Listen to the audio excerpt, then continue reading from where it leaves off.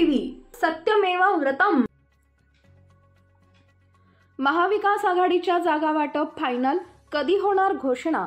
लोकसभा निवडणुकीनंतर आता विधानसभा निवडणुकीचे वारे वाहू लागलेत। सर्व राजकीय पक्षांकडून विधानसभेसाठी जंगी तयारी केली जाते आहे। महाविकास आघाडी आणि महायुती सध्या जागा वाटपावर चर्चा सुरू आहे।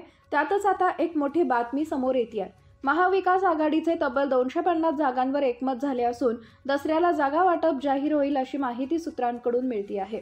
लोकसभा निवडणुकीत राज्यात महायुतीला मोठा फटका बसला तर महाविकास आघाडीला यश मिळणार असल्याचं दिसून आलंय।